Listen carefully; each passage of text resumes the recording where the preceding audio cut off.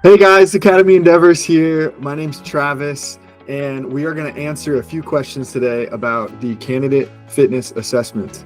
But first, we want to give you an announcement of what's been going on at Academy Endeavors. A lot of appointments have gone out, a lot of rejection letters have gone out, a lot of waitlist notifications have gone out. So there is the highs and the lows and all in between in this emotional roller coaster called admissions, especially Service Academy admissions.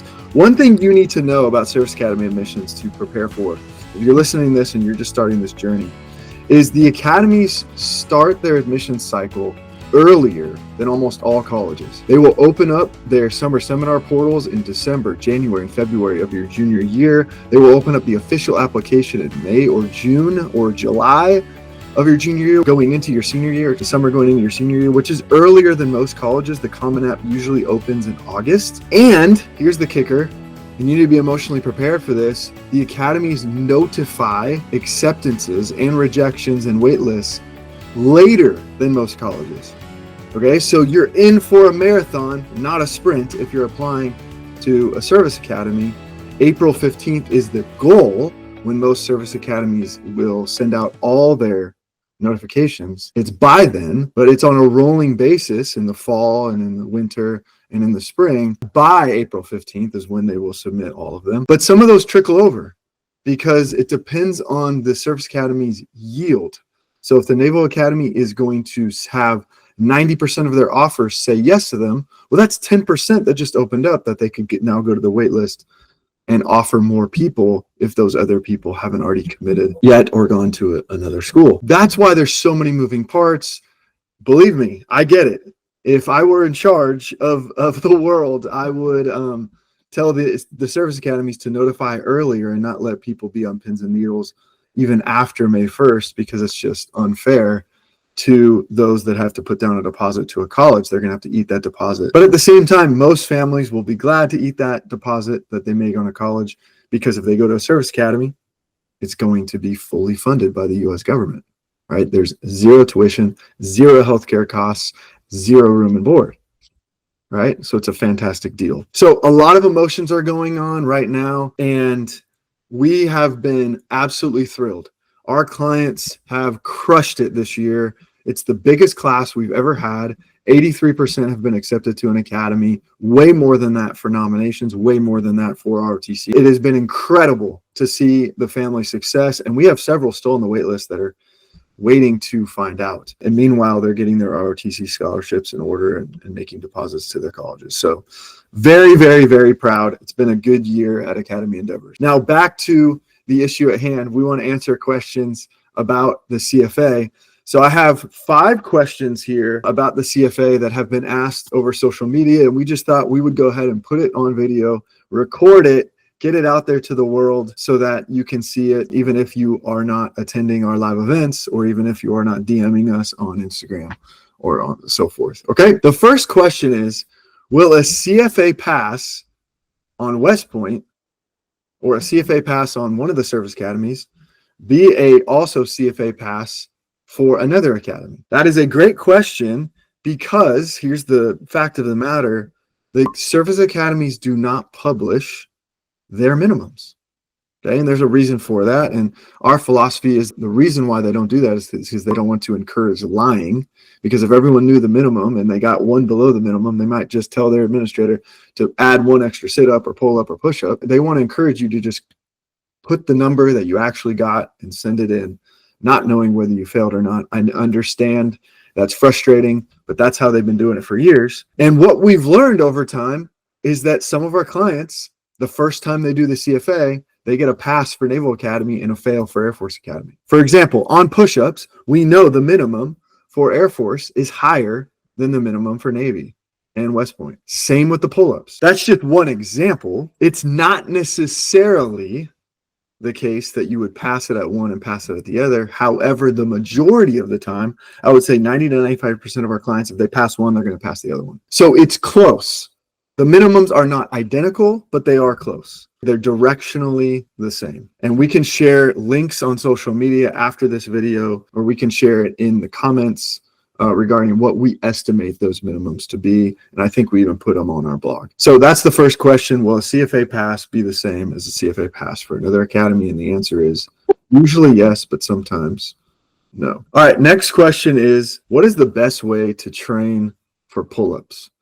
All right, so I'm going to assume that you are someone who is struggling with pull-ups, and that's why you're asking this. And perhaps you're even someone who can't get a pull-up yet. There are some great videos online about this. We actually talk about this on our CFA video, how to improve or max your CFA. It's about 30 minutes long. It's probably the #1 CFA video on the internet right now, so you can look that up. We should put a link in the show notes to that. All right, but let's walk through this. The first thing you would want to do, okay, is if imagine the bar were here, you would want to get the bar here. Now, obviously, you're hanging from the air at this point, okay, and do a flexed arm hang for as long as you can. Flexed arm hang means you're literally holding it as far as you can with your chin over the bar for as long as you can, okay, and time yourself. Okay, that's the next step. The second step is to actually, you're going to do the same thing, start in the same position, but you're going to actually let yourself down slowly. Now, I'm hanging from the air, so I'm holding as hard as I can, and you're letting yourself down. Your body is moving down, okay, and that's called a negative pull-up, okay? So you're going to be doing negative pull-ups. Not the positive would be if you're going up in that direction. Negative means you're going the opposite way, and you're engaging your core, and you're engaging your back muscles and your biceps, everything that takes to get a pull-up. That's #2. So 1 is do a flexed arm hang. 2 is do a negative. The third is involving a partner, okay? Grab a partner, grab a sibling, grab a parent, grab a friend. And what I want them to do is spot you at the waist and apply a little bit of pressure to help you get up. Okay, so now you get up to the bar, you're suspended all the way down, and I want them to push either on your waist, if you're comfortable with that, or push on basically your legs, and they'd be lifting you up and applying just enough pressure to where you are working out as hard as you possibly can to get that pull up, but they're keeping you moving forward so that you're not stagnating. You can do 2, 3, 4, 5, 10 of those with help. What that's going to do is allow your muscles to keep working even though you can't yet do a pull-up, or even though you can't do as many pull-ups as you want. All right, so in review, #1, flexed arm hang. That will help you try to get more seconds the more you do it. 2, negatives. Let yourself down slowly, engage that muscle back there and your core. And then 3, get a spotter. Those are the 3 points for having a better CFA pull-up score, at least at first, especially if you're struggling. Question #3, do I need to max everything on the CFA? The answer is no. However, a better score gives you more points in your candidate score, okay? Every academy has a way of quantifying their candidates. Everything, every leadership position, every resume, your interviews, everything's quantified. The higher your candidate score, the better chance you're going to have of getting in. And so for the CFA, it's no different. You need to pass and you need to get as good a score as you can. Both things are important. Now, if you fail it, you're physically disqualified. It's a showstopper. You can't get into the academy. But if you pass it, you also want to do as well as you possibly can. Okay, so you don't need to max it to answer your question, but you do need to get as good as you possibly can. Okay, so work hard on the CFA, train for it. Which leads me to the next question is, they asked, when do you suggest starting your training for the CFA? And the answer is, you're going to take the official CFA at summer seminar. So for those of you that are juniors that are going to summer seminar in their summer of their rising senior year, you will take the official CFA at West Point. You will take the official CFA at the Naval Academy. You will take the official PFE at the Coast Guard Academy AIM. Okay, they don't do the CFA at Coast Guard Academy. They do something called the PFE, but it's similar. It's 3 events instead of 6, but still, you want to be ready for it. Be prepared. At Air Force Academy, they do not do the official CFA. Our personal opinion is because of the elevation. They don't want it to hurt your time significantly, which it will. Training at taking a CFA at 7,600 feet elevation is going to be different than taking at sea level. Okay, so it doesn't count toward your application, whereas Naval Academy, Coast Guard Academy, and West Point, it all counts. It all goes into your application.